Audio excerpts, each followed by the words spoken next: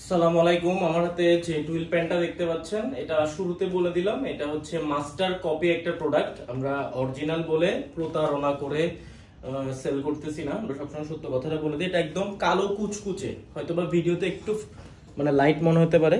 এটাতে সাইজ পাবেন 30 থেকে 36 পর্যন্ত স্লিম ফিটের।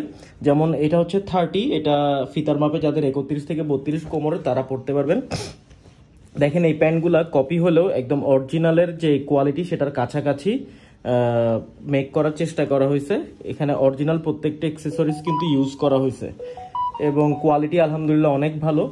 দেখেন এখানে একদম ব্র্যান্ডিং করা আছে পকেটের ভিতরে।